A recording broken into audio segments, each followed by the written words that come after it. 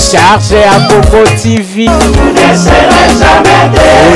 Un grand merci à vous par rapport à votre marque de confiance fidèle aux téléspectateurs de la chaîne Congo Star Télévision. Un grand merci à vous par rapport à votre marque de confiance que vous ne cessez de marteler au travers de cette très belle chaîne qui est la chaîne Congo Star Télévision, CSTV en sigle. Nous émettons sur plusieurs bouquets. Nous émettons sur TNT, nous émettons également sur le bouquet BleuSat et également nous émettons sur cette grande application de OTT. Cette application qui nous permet de pouvoir regarder, suivre toutes nos émissions qui émettent via la chaîne Congo Star Télévision via vos Android et également smartphone. Couvrez à la terre, pour vendre le téléphone, émission à plutôt que téléphone. Un grand merci à vous pour votre marque de confiance. Voilà, comme il est déjà ce coutume dans cette émission du soir, toujours avec un invité. Deux invités, tous rappelé un mot, tout comme rappelé Belena Plateau, tout comme rappelé un mot, tous rappelé Moko, face à moi qui est Maglor Tinkala, pas le coup la génération positive, mais également je veux dire un grand merci pour sa première fois de figurer sur cette très belle émission. Lui il est à ma gauche, on l'appelle comme ça, maître Jean-Louis à qui j'ai dit bonsoir et bienvenue. Bonsoir cher ami, et je suis très heureux de répondre pour la première fois et participer à cette belle émission. Très bien. Je crois que nous allons passer un très bon moment et j'en profite aussi pour saluer mon co-débatteur ainsi que tous les téléspectateurs qui auront l'occasion de nous suivre, que ce soit ici au Congo, que ce soit en dehors de notre pays. Très important. Alors cette émission elle est bilingue. Pour maman Ndunda Yokabiso, maman Atekaka Ngouba, maman Atekaka Pom, maman Azalaka partout. Donc éparpillé dans plusieurs villes de province de Kinshasa et également dans les autres cieux. Nous sommes de cœur avec vous. Un grand merci aussi à celui d'ailleurs, c'est un digne fils de la maison à qui j'ai dit à ma droite bonsoir et bienvenue. Bonsoir Maglor Tinkala, bonsoir maître, j'espère que vous allez bien. Merci beaucoup, je suis très heureux vraiment de vous retrouver en face pour qu'on passe un très bon moment de communiquer avec notre peuple. Très important. La émission Oyo, maître Jean-Louis Kofinga Ezalakate. Kofinga Ezalakate, mais sauf que tu dois apporter voix. Na bateau ba éviter poto même les bungi, tout le monde a les bungi, place bateau bazangi na les bungi, totia maé les popo et sunga puis population congolaise na biso. Voilà, les noms. Tu reçois la mine bas sujet ça est bela kosola les tu reçois les sola Willy Bakonga au boebi très bien. Azala Mopandi à Brazzaville, à la place à la guia ko kangama. Willy Bakonga hier Bakonga qui est à Brazzaville avec 2 millions. Congo ya kitoko na ko sepela mikolo ko kangama za tona lali na loti na 2023 plusieurs ministres, plusieurs directeurs, plusieurs PCA. Tiala bango ebele na moni bango na loti na moni bango misusu ba ko lela mai misusu ba ko senga ba journaliste aide. Moko kuta komela ngai na message abi dans tes émissions papa komegarata ata kotanga kombo na ngai. Bon na kotanga pe kombo te mais na kotanga kombo par rapport à musalo to kusala. Na lobi pe mabete na fingi pete to ko recadrer place mabe ezala ki totier propreté pour le but qui est très bien. Alors dans ton jeu déjà to mega un peu ko zonga no moi si mamoké pour être to mega un peu ko songa population très bien to ebaki na ba d'abord la maître Jean-Louis to ebaki mission sur très bien dossier à Narambungu avec monsieur Jean-Tini Ngobila oyo mbutu ngote bande ko salama donc to bande ko ebate qui dit la vérité na nya ko sa population. Alors le lot Narambungu il y a mon pas qui étonné, il y a comment on a été requête na yo atika qui na cour et ça qui rejeté. Alors déjà dans l'entente de G, un mot par rapport à ce sujet pour tout côté ce qu'on a pas sujet c'est important. Merci beaucoup ndeko Magloire na kanisi te bandeko ba kozali bakwa malama kolanda biso et sengeli balanda na bokebi parce que nous le faisons d'abord par amour et mboka. Très bien. Et donner quelques précisions qui cadrent aussi avec l'aspect judiciaire parce qu'il s'agit de ça. J'ai eu à intervenir dans plusieurs émissions par rapport à l'Ikambwa Kisasa, na ba révélation et utaki pa mona mboka nerongo fumu ya banga moyo sikazali na pesi mbote. Je n'étais pas d'accord na procédure au Salama na niveau ya assemblée provinciale na biso ya Villa Kinshasa. Pourquoi je ne suis pas d'accord avec position to procédure au Nenge Salamaki? Nous savons très bien que Néron Mbungu est le vice-gouverneur à Villa Kinshasa. Très bien. Azali colistier ya mwana mboka Ngobila. Très bien. Et Néron Mbungu première sortie médiatique au Salaki Bouyo et Salaki oyo lelo eyekoti a peu fissure et collaboration entre ye Nande Ngobila. Il a été clair dans ses propos. J'aurais souhaité comme il y a qui organe délibérant ou ezali assemblée provinciale et mener ba enquête et tinda équipe ya ba députés provinciaux parce que topona bango réellement au-delà ya kosala mibeko o babenga kaba edi na niveau provincial bazali pe na responsabilité à contrôler gestion ya exécutif ya ville oyo lokola ETD ya ville ya Kisasa kasi commission wana alisi ya contrôle ya ba enquête il fallait basala nde balingai ba ya koyebisa biso soit ba révélation ya mwana mboka vice gouverneur ezali ya lokuta et que parce que ya kosi peuple à induire peuple en erreur na kobuka lokuta que gestion ya ville ya Kisasa ezali mabe ezali na mutu te ezala makolote on allait maintenant tirer les conséquences qui s'imposent que voilà parce que tu as menti le peuple sanction to et tout monayo ezali boye mais dans la précipitation pendant que asenga qui même report ya koya ko présenter ba moyens de défense le bureau ya assemblée provinciale o ezali dirigé na propasteur et professeur Godin Poyi bazui ba décision dans la précipitation ya kotia ye libanda kasi au-delà ya mayeba koki ko reprocher parce que il est soumis aussi na droit à réserve lokola moko ya bakambi ya ville ya Kisasa nous disons aussi la gestion de la ville de Kinshasa n'est pas attachée qu'aujourd'hui il y a des problèmes nakola kisango na deux exemples tozwa likambo ya opération Kimbopeto peut-on aujourd'hui faire un sondage autour na même moi na école primaire il va vous dire que Kimbopeto c'est un échec échec yango ezani ndeko na tozwa kana sayo esika tozwa minangonga oyo non loin d'ici soki oleki église kimbangiste si on était dans un état sérieux et je l'ai dit que bande konabiso bavandi na contrée environnement wana il fallait se constituer en partie civile pour la funda autorité urbaine parce que ils sont exposés à la malade et belé maman bébé nanouté c'est le gouverneur de la ville de Kinshasa Gentini Ngobila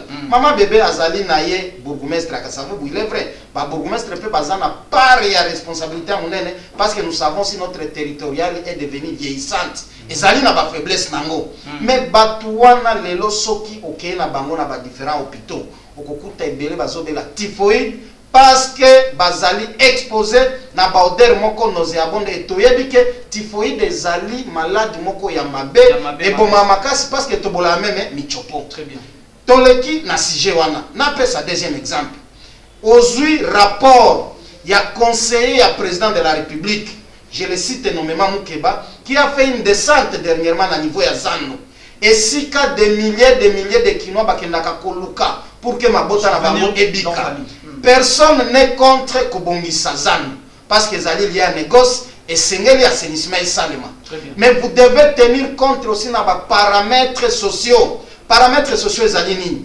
tala ba milliards ba kongomani ba utaka chango bayaka kosala activité commerciale na bango économique wa na kati ya Zano mais yo lobi ozobongisa mais bato bakiti sur terrain et loko moko et salamitié donc l'organe délibérant aussi ba député biso topona ils ont une grande part de responsabilité pour la opacité à gestion à ville à Kisasa et ce n'est pas un acharnement mais ezali ko rappeler mutu que azali na kati ya obligation par rapport à l'attribution na ye ya kobongisa réellement ville à Kisasa toyaki to dénoncer na silisana parce que télévision ezali ngonga to dénoncer likambo ya société ya traitement ya ba déchets o balingaki baya kotie la biso en plein centre ville na niveau ya triomphal et heureusement bana mboka batelemaki je suis parmi batu ya liboso o batelemaka tolobi nous avons des députés à l'occurrence ici à Kasavubu. Pourquoi Bakoki Kondima Boya Kosala entreprise de transformation à déchets en plein centre-ville et vous exposez population alors que nous savons il y a plusieurs sites appropriés vers Maluku. Ok, il banda ville à Kisasa, Okoki Kotia entreprise. Mais là, comment Penzamba Zalakagiste, nous pépéa Kateseni Eye, Batol Nyoso, wow. Toké Kotala Nakati à part Mabulo, Batikila Kalisonakani, et l'autre mon côté. Donc ce sont des faits réels. Au-delà de ce qu'on peut reprocher par les Rombungu, nous restons rationnels. Il y a un problème, il y a gestion, il y a ville. Soit déjà, par exemple, les alliés Belén Neko, c'est là on met à 7 ans et l'autre. Jusque-là, ils ont soutenir Nerombungu. Na soutenir Nerombungu, mais na lobby, il est vrai qu'il est soumis à droit à réserve. Mais par révélation à Pessibiso, par révélation, il fallait interpeller conscience collective. Il y a bazan à parcelle à puissance publique pour que vérifier est-ce que l'allégation y a Pessi ezali fondé to eza fondé parce qu'il y a des faits réels na bana ko ba likambo DGRK ande kunangai. Moi je suis parmi batu ya liboso ba participer na ba réforme ya ba régie financière na niveau ya ba ETD à l'occurrence na niveau ya ba province. Tu as déjà vu une régie financière à province où un DG a 4 assistants qui ont rang ya ba chef de division même na niveau ba régie financière à niveau national. Nege tozala kana ba nani ba DGRA ainsi de suite. Le DG n'a pas droit à kozala na 4 assistants. Tous ces alliés coulage à recette. Il y a grand yelelo na niveau ya DGRK. Oyebi mutu oyo ngobila ayela biso ka pe na tête ya DGRK. Mama na biso ba uta kokanga dernièrement malgré que bayaka kotika ye sima pe balongolié qui avait aussi échoué na niveau ya Yumbi.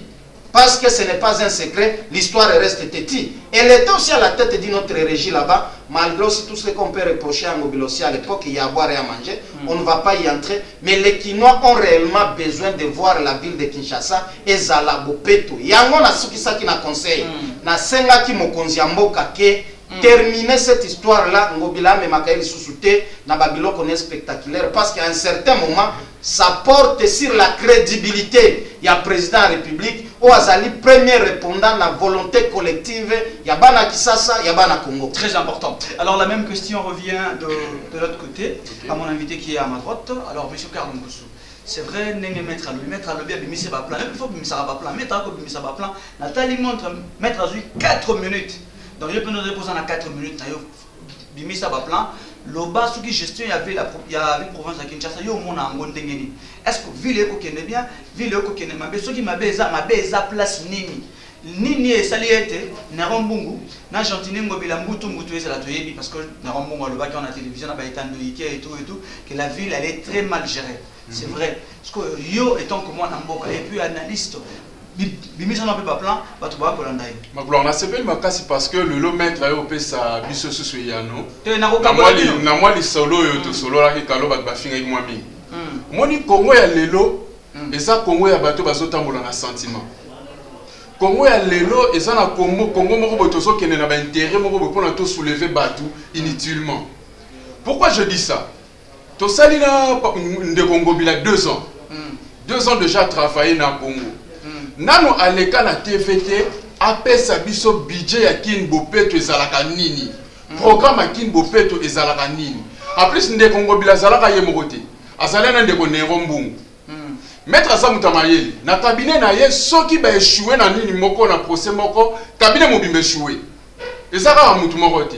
Moi je dis une fois na kati ya émission na biso yo na lobaka ke non ezana eloko moko intérêt moko boy oyo entre gouverneur na vice na ye baweli yango ne sait que moko silika abana ko critiquer muninga ceux qui Congo miso tambola bien te kino lelo ata ba révélation boye maître bandi ko lelango lelo te pona makamba Kinshasa ville Kinshasa ceux qui tokeka na makamba ba fulu to longa na fulu wana fulu ezake bato bazo boka mbulu ezobete za naturel e ko boma bato bazana Kinshasa bande ko ebele politique ya Congo to pe ville Kinshasa ndenge tozo tambola nango lelo tozo tambola na sentiment ce qui doit dire procédure normale que na kin pena to tombo ki biso nyosu bilenge to robenga na bato nyosu bazana assemblée provinciale parce que jusqu'à présent musala na bo auto tindela bango bazo sala ya moté oh ya solo to yaka au moins une fois avant makambo ezoya ba signer pétition moko boye pour na président jour à vote makambo changer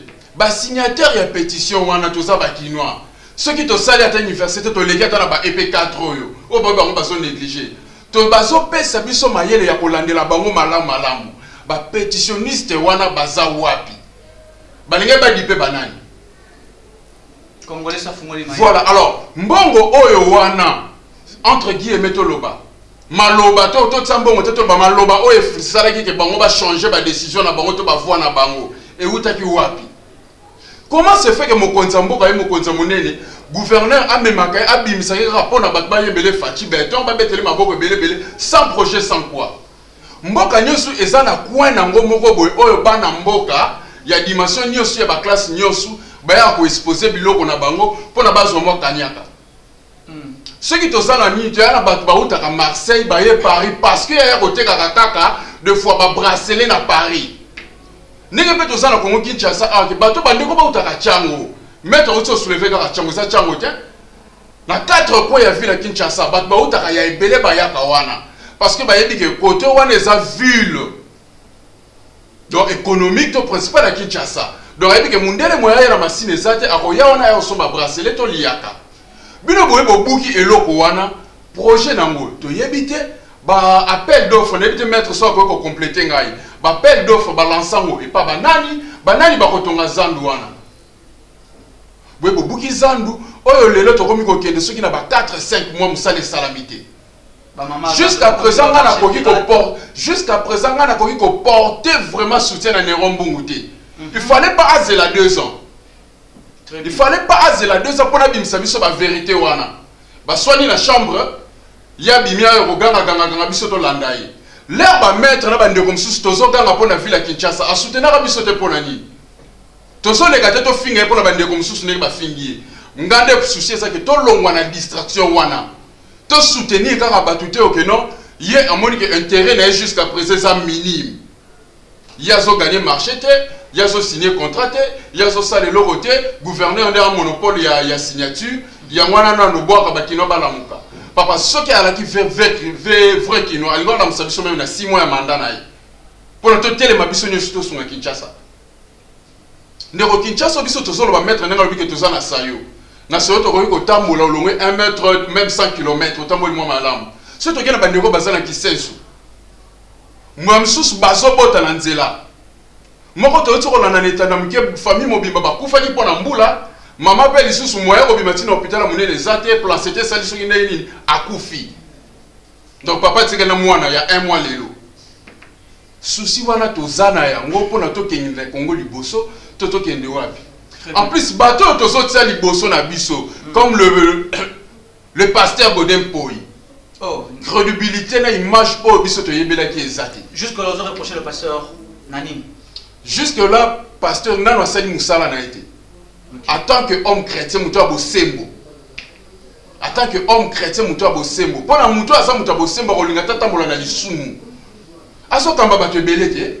So ok na bandel bato batsaka ti bakiti banda za na plus de 500 500 fidèles. Ce qu'on a fait, c'est que l'air à la Congo, Congo web wana natala pétrolière à Sobina wana. Et ça na bazar partout, bazar pour apprécier na la travail fait ce n'est pas Sobina wana. À ça modèle pour plusieurs. Les lots ceux qui mettent comme président de l'Assemblée provinciale, à un modèle nani. À cause d'un modèle nani. Est-ce que Godin pour les lots qui a trace balo bakia modèle. Na lobela que loko moko kozala na ba titre belé kozala mayele te. Kozala ba titre belé ça kozala mayele te.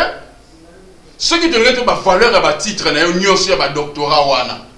Ils ont une formation, ils ont un CV. Il fallait que Congo ait l'élo. Comme moi, je suis solo. Tout le monde a Congo changé. Il fallait que ça ait une enquête. Il a TV, une crédibilité. Il a Nzambe. On explique que démarche Saliboy, commission Saliboy, commission Saliboy, tu as la bouture na boy. Nerombu procédure à l'anda abimela qui est salaki yamabe. Parce que banina l'okoganga, il fallait l'andabou. Bon, condamné dans la procédure wana. Après, vous démontrer que nos philosophes sont là. Baroko sanani. Kinshasa sotambolanani. Très bien, très important. Alors, très chers fidèles téléspectateurs, nous sommes en train de continuer sur cette très belle émission. Donc, vous entendez, ça coule de partout, ça sort de partout. Et l'ingana na sepela aboina ko ka bien parce que makambo ko bima koto maître kota ko misablo ka ba droit pona nécessité makamusko to ka mambo ya droit ngebi masko awa. Ah, on est ce que Maïl et Bima. Dans la émission, elle est un peu différente par rapport à l'émission, nous sommes en salle à Kala. Dans l'émission, nous sommes en un peu pour éclaircir certaines zones d'ombre. Nous sommes en mingi mingi. Dans la zone les sous moi, mon kien, 138 députés pétitionnaires contre le bureau à Mabunda déclare que le gouvernement Samadou Konde Otozobenga ba warrior bazali récompensé T. Moi je me pose la question. Les 138 députés nationaux ba pétitionnaires il fallait bazala récompenser en termes de quoi? Jusque là moi mbutu mbute kozala wana. Et on a un homme na et pas maître Jean-Louis. Maître Jean-Louis. Affaire, il y a 138 députés pétitionnaires etc. Et tout. Moi, je me pose la question, fallait pas la récompenser le gouvernement et ça Malukonde en termes de quoi, et puis na le lengeni. Nekoyebi kosala politique ya malamu ezali ko se retrouver autour ya ba valeur. Promotion ya makambo oyo koki kosala ete mboka ekende liboso. Action politique ya mwana mboka nyonso esengeli ezo assise nango sur la transformation et le bien-être de la société. Mais le Congo et les Congolais c'est le contraire. Je suis parmi batu ya liboso. Oyo natikala réservé. Malgré que je soutiens le président de la République, mais suis resté réservé quant à l'issue ya union sacrée. Et l'histoire nous renseigne mieux que vers les années 90-91, paix à son âme Papa Tshisekedi Etienne et Sikazali, ceux qui ezali na mayako qui ko regretté et Sikazali, ezali appellation autobengi union sacrée qu'on a déjà connu dans le temps et les résultats étaient négatifs. Nous sommes des Africains. Au-delà de la physique, il y a aussi l'esprit. Et l'esprit peut avoir une force sur le physique. Comme Congo on a déjà dans le passé, et peut ça résultat à Mabé na Congo, peut-on aujourd'hui avoir l'assurance na union sacrée dans le contexte actuel pour aboutissement meilleur? Nous disons, nous restons réservés. Mais toko juge skoyo union sacrée à partir il y a résultat sur terrain. Nous savons que l'élo na Congo, tozali na besoin de sécurité territoriale. Oyo na lobaka partie à est de la République et comme abattoir humain où le sang parle chaque jour. Et c'est ngeli batu bazo assurance parce que toyebi soki ozongi na bokuli kunzi. Vous prenez l'article 16 et lobby vie humaine ezali sacrée. Responsabilité à protection ya vie ezali na maboko ya l'État. Mais aujourd'hui l'État congolais c'est un État défaillant qui faillit et qui viole l'article 16. Kasi soki bino bozali na kati ya union sacrée loko la vision. Malgré Penaloba que les gens ne peuvent pas se retrouver autour d'une table sans que bozala na cahier de charge, bozala na code de conduite, bozala na directive oyo kosala ete botambola malamu. Yo ben sibiso na émission na yonde kunangai. C'est sur base d'un programme bien préétabli que tokolobela sijo et nyonso ezali na kati ya makomi. Parce que soki oke libanda ya mayeyo programme ki awa esengeli ozwa itumbu na yo. Mais dans les camps ya union sacrée, si aujourd'hui vous voulez vous adresser à union sacrée, au Kokomela nan, à part le président de la République qui avait donné la vision, mais toyebi que structure nyonso esangisaka batu et sengeli ezala na ba organe na niveau provincial. S'il y a un problème, vous allez vous adresser à telle personnalité, à telle autorité. Mais dans les camps ya union sacrée, yango lelo oye komona yo lobby ba pétitionnaires, les révolutionnaires. Moi, je les appelle des mitains institutionnels. Ils ont fait une mutinerie institutionnelle. Bandeko wana 138, 200 députés. Oyo bazo revendiqué ba poste ministériel par rapport au Yamaye ba yokana ki na niveau ya union sacrée. Ils ont fait une mutinerie institutionnelle. Et oyebi soki tozala kana armée. Lorsqu'il y a une mutinerie, il faut rapidement une force et intervention pour les mater, les étouffer et mettre fin à leur barbarie. Pourquoi on a lobby bongo? Ceux qui réellement ils sont venus pour aider la République, pour aider le président de la République, bakoka qui ko privilégié ba intérêt partisan à bangoté. Il est vrai, dans une famille, dans une maison, on peut avoir des revendications. On peut avoir des aspects où ils ont réclamé Bapesayo, mais vous ne pouvez pas côté à la réclamation en avant-plan pour que bloquer le fonctionnement de l'institution. Tolanda qui ça ne vient pas de moi. Olandi bande konabiso mususu ya FDC aya nekobati. À l'occurrence Ndeko Molière qui a dit qu'il n'est pas tard, il faut qu'on corrige, sinon le gouvernement ne sera pas investi. Est-ce que Moussalo biso tutinda bango na niveau ya parlement ezala qui peut bloquer fonctionnement ya mboka? Mais ceux qui otuni bango mission principale ya député ezalini sala libeko, mission mususu ya député ezalini ko contrôler action ya gouvernement. Ceux qui obandi ko tuna moko na moko ya ba député wana ata linzaka ya muke ya mibeko, est-ce que basi basala ngo na parlement wana ezate? Nous savons qu'il y a des gens qui sont là comme des spectateurs, mais le premier à réclamer et à revendiquer. Il est vrai, s'ils n'ont pas trouvé leur gain de cause, Tolobite ke na nyonso pe bango ba dénoncer, nyonso eza lokuta. Il y a des choses aussi qui sont fondées, mais koki kozala blocage et investiture et gouvernement. Sinon c'est le Congo qui est perdant dans tout ça. Palobi boye, équilibre régional les ala qui respectent. Palobi boye, il y a certaines personnalités nommées dont leur nationalité et koki kozala remise en cause, ils ont créé doute. Et na parmi des revendications wana, moi je sais que na niveau par exemple équilibre régional, je prends les 2 provinces qui ont été citées, Ozui Sankuru, Ozui Sud Kivu. Ceux qui Ozui Sud Kivu, ils allaient composer dans 7-8 territoires là nanga malamu de konangai. Sur les 8 territoires il y a Sud Kivu. Territoire moko Ozui 4 ministres.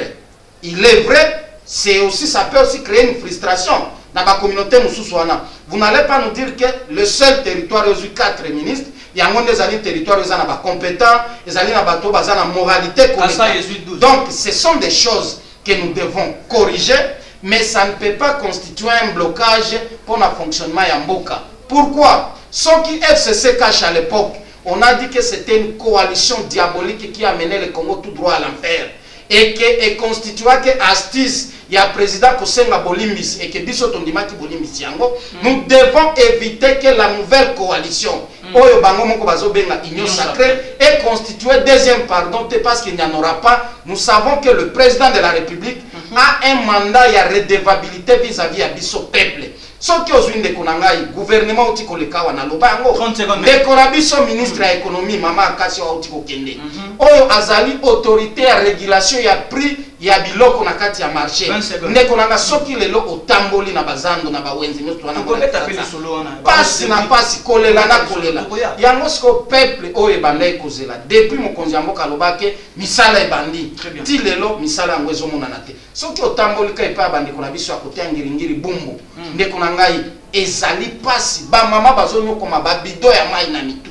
Yo lelo soki obengisi ndeko na otimboka oyo abande ko vivre na kati ya fiction ke Kisasa ezali poto Kisasa ezali lokola lola et qui a débarqué na Kisasa eloko aliboso ya mbie zwa bido kendo lukamai ako regretter makasi akoloba ete singela ki même natikala na mboka kena ya na Kisasa et tout ça c'est la responsabilité ya baye bazo kamba mboka. Merci Maître Jean-Louis. Alors très chers fidèles téléspectateurs, sujet au Kozal Naibsio, non, l'émission un très bon débat à partager sur vous à la maison. Il y a un numéro qui est affiché au bas de vos postes téléviseurs.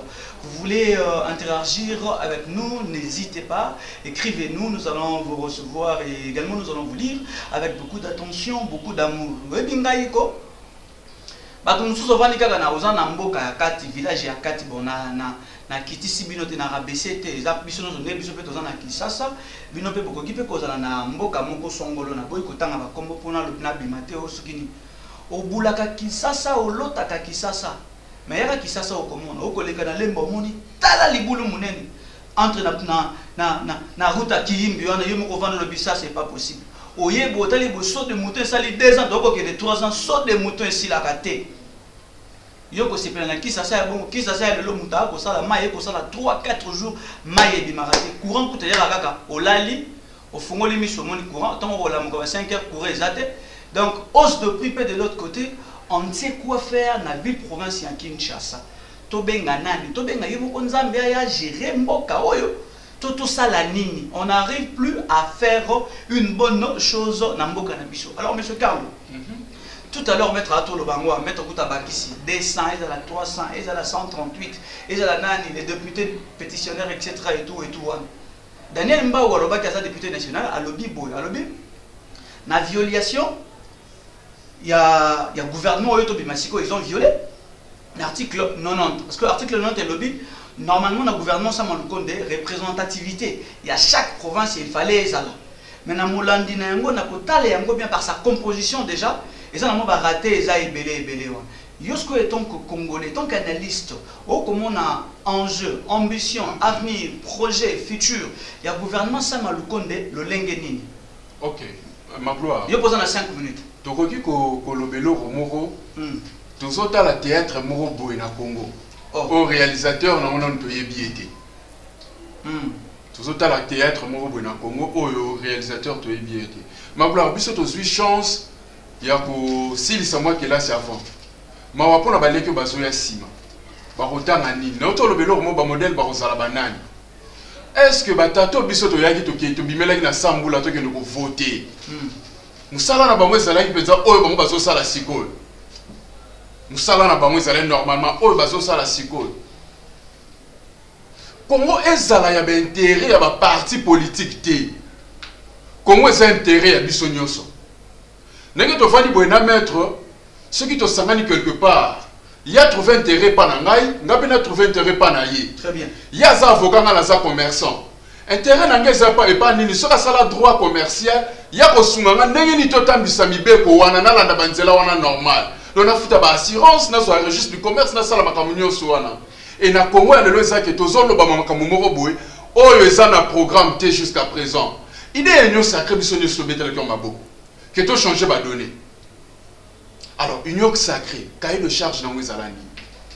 Est-ce que ma parti politique wana nyos ba ko déposer ba biloko na bango? Est-ce que ma cahier de charge na bango ezalaki respecté? Parce que Congo comme rare le loto violé, l'obito violé, l'obito violé, l'obito violé, l'obito violé. Mboko ndesko tozo continuer tozo kendelango, Congo ko tikala ba député national, na bato baza na présidence, na bato bana ba ministère. Congo le fallait toi rapasi. Congo le fallait biso ça na pasi. Ne mettre autre soulever le mot bike bandeko bazana beni kuna soko za na réseaux sociaux so mona ba image zo ya presque ndenge na ndenge. Baso kata mutu na maboko. Baso boma batu tongo midi pour biso ndeto zo solo la mwana mo bazo lela mama. Ba misusu baso kanga bisaka bazo kima. Mais ça na bato biso to pesi voir. Bato pe bazana beni wana ba pesa ki voir. Pona mutu wana ya hotel manano intérêt. Ya bitumba kune sila. Mais bato na baso tele malelo ba bike non. Bango bako bloquer gouvernement wana et travailler bien té. Intérêt Congo za wapi? Intérêt ya Congo za wapi? Bango lui il se retrouve pas. Bazaki récompensé té. Papa, lelo soki ezaki député azowe la poste ministérielle aibi musalo to voter la kiete. Sérieux. Wana Congo penza batamayele bazo sila. Wana Congo je vous dis ma gloire batamayele bazo sila.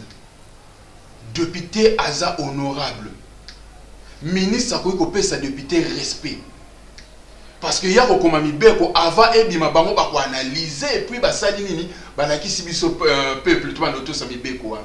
Mais bumutu biso to tindi, ye place biso to tindaki. Et ça non important ya so linga kende naye na ministère. C'est que moi je vous dis vrai. Na ko contredire maître te n'éviter maître so ko contredire nga. Union sacrée ça préparatif ya be élection en 2023. Parce que intérêt à peuple est lelo et ça te intérêt à peuple est lelo et ça te ngala kanisa ministre sport parce que mokonza mboka yambaki na ba jeune wa mike ngala kanisa ki ministre sport na bato nyonso président de la république akan ngala kanisa ngoza la taba joueur moro boye yene ngobi ma ministre parce que yambaki bango ngala kanisa ministre ya culture et art même ba musicien madame Catherine ne kanisa ke ngoza la artiste moko boye ati wala parce que ayamba ki classe nyosu wango yango ndezo sala union sacrée na ba consultation na ye. Allez, consultation ça que non, il y a parti il y a parti droit ya Congo so kende wapi. Mibeko ya Congo banani bakotosa yango. Mibeko ya Congo banani bakotosa yango. Parce que si vous revendiquez des postes parce que vous avez des intérêts privés, ce n'est pas l'intérêt de la population. Et je vous dis souvent, maître Magloire, maître à compléter que non, politique na biso, ça de la peuple était, oh biso to zali. Pour na bango peuple za la famille na bango, na ba relation na bango des peuples. Ceux qui nga na relation na ndeko moko boye ya ko brancher nga na kende quelque part nga pena ndokozwa parce que nga na zo lisusu mutu mususu ya ko tindela nga na ndokozwa. Très bien. Et important soit des awapi. Kinshasa le père, tozo lo ba que économie na biso za faible. Les non-régis de soi perdent de combien? Si nous avons cette souci ou intérêt de cette pays, au bateau Totindi, le régis de soi perdent de combien? Ce que tu multiplier le budget de la finance en bas cannabis. Parce que les gens qui soutient à Kassavou, je te dis, ils ont appuyé. Donc, ils ont un régis de soi, ils ont tenté de facture. Ma gloire, na Congo soto lobika kana ba millions tozali na ba eteni mampango tokomi na ngwe belé. Quartier ya Kasavu butoke ko tonga yango ataka kana ndamba bonga régie des eaux. Ceux qui facture zo ya ta 7000 francs na lupango moko. O ba bénéficier na mai. Et wana est important que biso ba auto souffrir hein yé moi à travailler na cabinet zate parce que batmo baza ko escroquer même sala na yé ako futa facture ya courant o ya salélité et banen ba ko lobela mo ce qui peut l'obito surtout c'est soulever les lots et recommander un tel bakanga parce que le lot qu'on ils sont tambola na bata sentiment na bata ba intérêt prison à Mutokia papa moni prison ya Congo le lot 2 fois 2% ils en normal 2% c'est normal mettre ça mutami beko ma gloire soko ke na makala batu oyo il fallait ba zwata ba mesure de grâce ba zwara moti oyo des fois panzaka paraprise ya ministre moko boy. Le bac la vérité pendant par brise à Kalate à Bambagande président et loco. Je vous dis n'a qu'un mot bon côté. Ce qui n'a qu'à tirer bouton, la qu'à bouton a été, ça y a été et la moya la ça y est. À ça la makala. Parce qu'on a mesure wanate. Hein? Parce qu'on a mis bec on salami la peau na banane. To banane ne faut to salami bec wana. Ma gloire. Moni union sacrée oyo to za na ngolelo. Ndenge to za na Congo. Hein? Mettre son exhibition na 90. Ce qui total pendant la 90. Ah. To me robomba malo. C'est ça passe vraiment. To me pendant robomba malo. Alors très chers fidèles téléspectateurs. Simplement gloire. To sunga Congo ya lobby. Ekende liboso. 30 secondes. To sunga Congo lobby ekende liboso. To longola sentiment na minoko na biso. To continuer ko soutenir bato e bazo salaka. Ce qui tola na pouvoir wana biso bilenge. Hein? Tu ngata to telemela. 38 kuno wana. Biso ne to ngata benga ba. Très important. Voilà. Alors, très chers fidèles téléspectateurs, on continue cette très belle émission. J'aimerais dire un grand merci déjà à celui qu'on appelle le grand chef, monsieur Divlin Chungo, qui nous regarde certainement depuis quelque part avec beaucoup d'attention, beaucoup d'amour, sans oublier Madame Sarah Molemo, succès. Merci beaucoup, maman, pour sans oublier le coordonnateur Médard Mbolela. Nous sommes de cœur avec vous. Alors, un dernier sujet. Les sujets, ça là, ils en a buzz. Et ça sujet que ça là non pas c'est pas un sujet pour na la qui na loti na 2023 en tout cas makala les asso ko beta tourne makala o comme on ande ba ministre belé na makala o comme on ande ba député belé na tangi comme ya muto aote alobi na lali ezaki le la ndoto le la vision na ko tambola 2023 ko kipe ko sala bongo nengo ko kende pour niveau na ko monela ba arrestation pardon. Dossier Willy Bakonga. Willy Bakonga, au moment apekisaki lisanga ya journaliste belé batanga kombo na télévision té. Habité parce que là il y a un problème na ba Peter Tiani na bande ko Israël motombo ya bosolo entre guillemets to éviter. Mais plutôt ko ça l'analyse par rapport à mosala na biso nde tinda pour to tangela ngo bongo na classe. Toko cité comme ya mutu te meto ko tanga ndeba fe na makambo mutu asali. Et ça détournement de fonds, il y a gratuité. Gratuité ça qui projet ça qui na kati ya projet ya 100 jours. Bato ezana bato belé population belé congolais belé baka projet à 100 jours ça saut de mouton non. Projet à 100 jours ezana marambo et belé na kati ba maison préfabriquée ezali ba gratuité enseignement ezali ba saut de mouton etc. Il y en a plusieurs secteurs ezali na kati ya projet wana.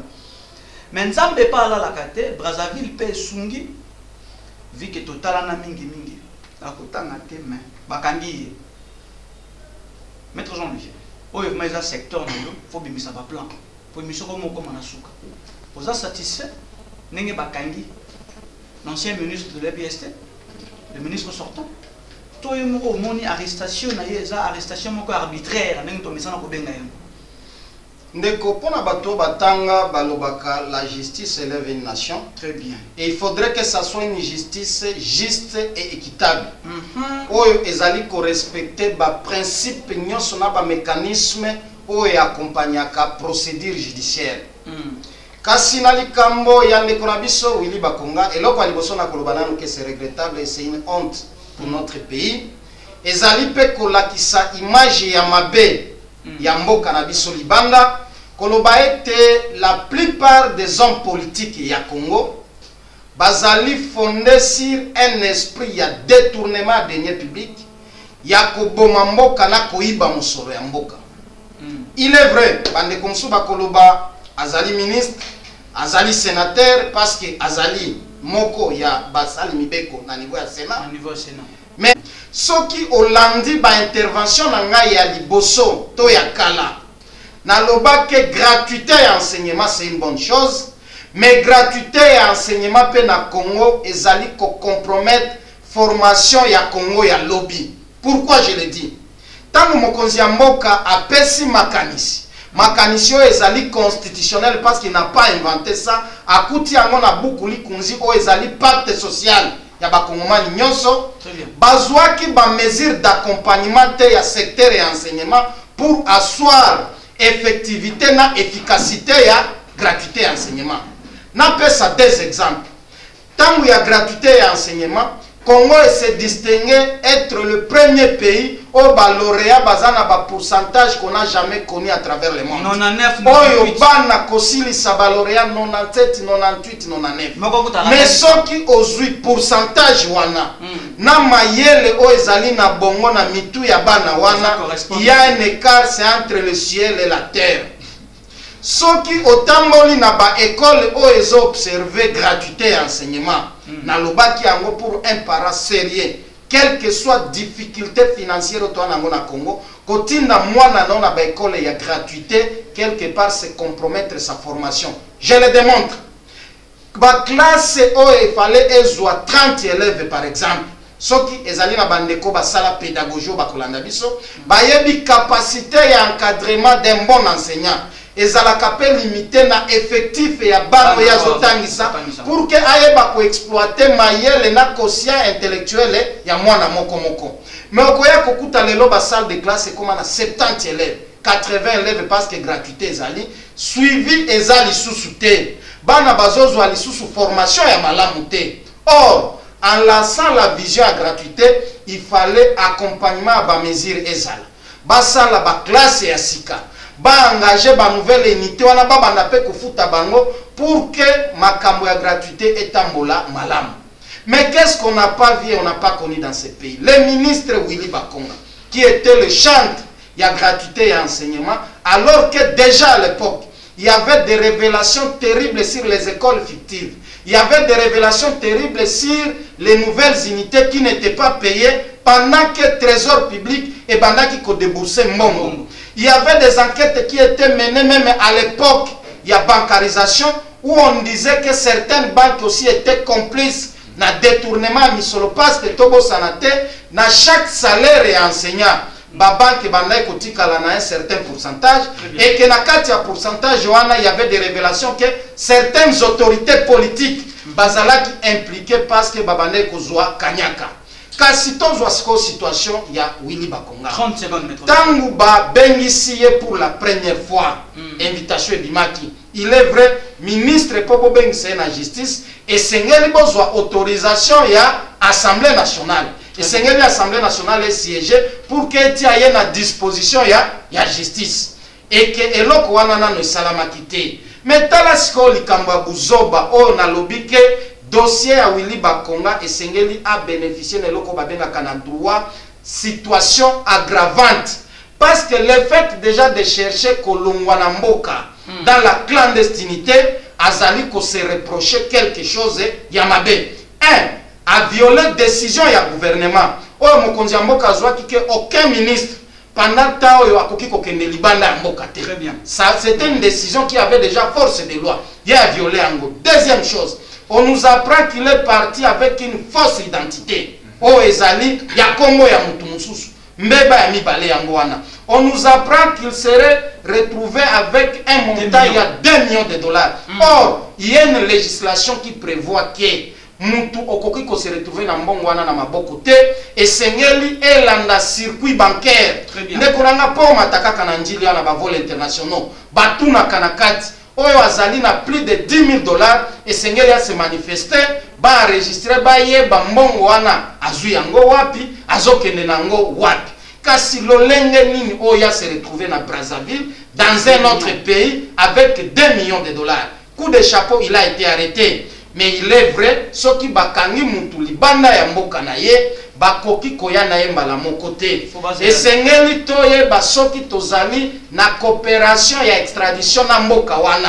Ezalaka na accord bilatéral o babengaka ezalaka fondé sur ba principe extradition ba ko analyser situation na ye dossier na ye sima nango nde bazongisi awa pour que asamba justice ça la musala nango. Mais au-delà ya ye moko, nous pouvons aussi reprocher nos services de sécurité bazalaki complices. Parce qu'il y a quelqu'un dans mon PPT, c'est une figure emblématique connue même dans Banamike. Si ko basodo batondi ça tout au long de la frontière, batuya DGM, tende konangai, batuya DGM, batuya Demiape, batuya ANER, ba service nyonso wana bazalaki wapi. Yango tolobi sengeli page ba service wana esala musala malam parce que tobo sanate ba même service tango ambassadeur wa kende kokufa na Goma kuna ba wangalake batikala koyebate. C'est quel type alors il y a service à sécurité o ezo sala ete ba frontière na biso za la passoire. Donc les ennemis de la nation aussi peuvent entrer d'ici demain et puis bazongi comme si bazalaki na kati ya promenade ya santé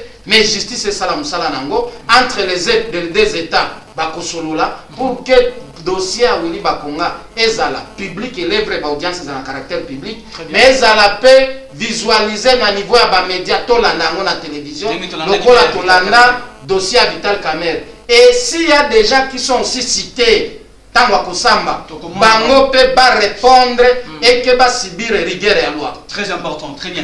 Alors monsieur Carlo, il peut vous en a 2 minutes parce que maître a épousé tant évelé parce qu'il fallait même abuso na mambu etali droit expliquer makambo eleka kinenge nini kokangana e kolongona e kuna kokatisa e kosenga nini et tout vu que tout a expliqué biso on avait compris yo zakala na 2 minutes.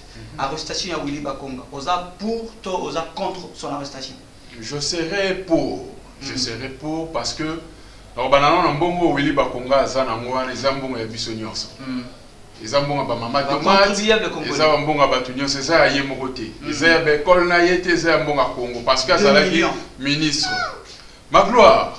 Tout soulever le moko et le réseau sala ki Congo to kende na moi mabe moko kino lelo. Hein? Et ça que tozolo ba makanto tozolo ka to sala makambo pona to pleure batu. Idée oyo ya gratuité de ya enseignement. Idée moko génial. Mais faisabilité na ngwe bandaki ndenge nini. Na ba école il y a l'état de gens na ba salle soro ke na ba bosembo ba la plus ou moins 50 45.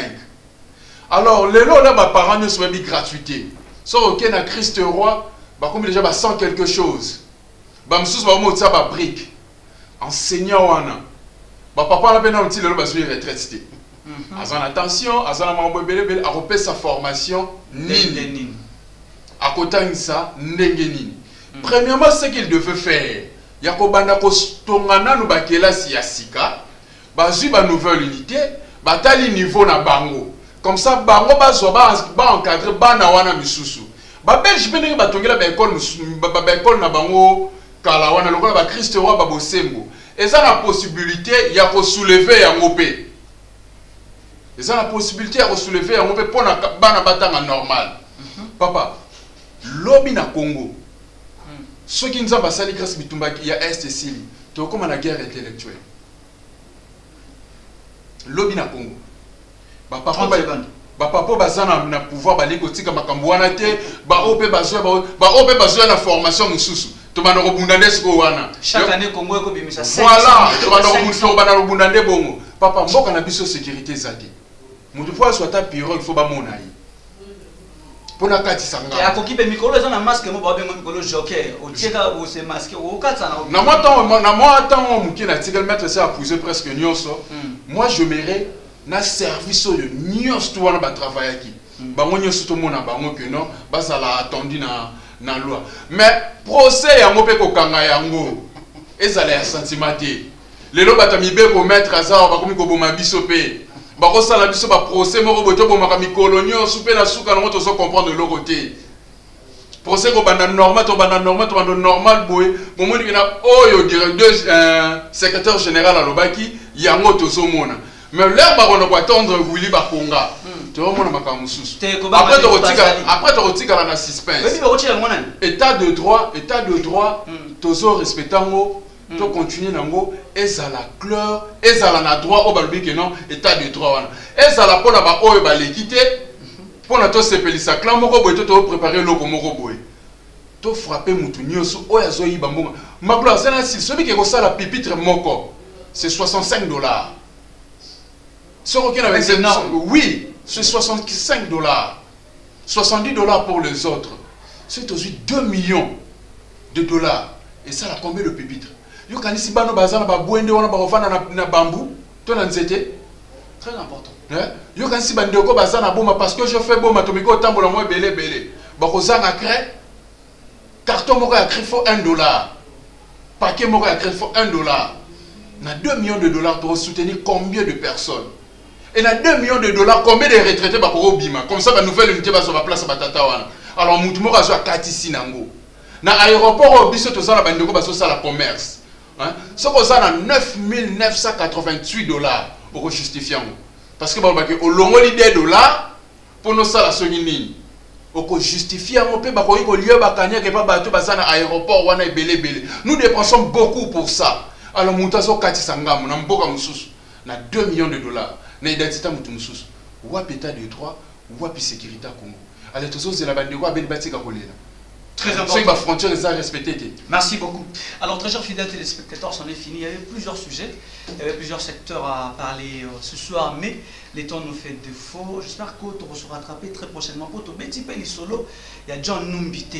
Il y avait plusieurs sujets. Je me rappelle d'ailleurs, donc tu as annoncé, mais faute de temps. Les temps nous fait défaut, mais il y a très prochainement, tu vas aller sous avec vive voix. Dossier, il y a John Numbi. Pour John Numbi, il y a Kimi na Zimbabwe. Il va coloquer kuna na Zimbabwe. Deuxième dossier, tu vas rattraper dans Mikolo Yokoya, tu vas mettre le vaccin AstraZeneca. Pour les Congolais, déjà tu as commis 440 vaccinés déjà na Congo. Tu as commis tout na Bakozwango wapi. Et pour les Canaba étando nini. Tu as commis un chiffre comme 400, 200. Mais place ba ko zolango to ko ebate entre guillemets. On est un sujet to ko le lobby. Alors un dernier mot na monsieur Carlo Lobalisolo, il y a potentiel que tous a éprouvé au sein de cette université chrétienne cardinal Malula. To pêche 5 minutes et c'est ce programme. Ah d'accord, bah les mutazali muto ko le oui, là je verrais que le para académique il y a des temps les caméras pour expliquer dossier on a normal parce qu'on les a vraiment plus activités para académiques.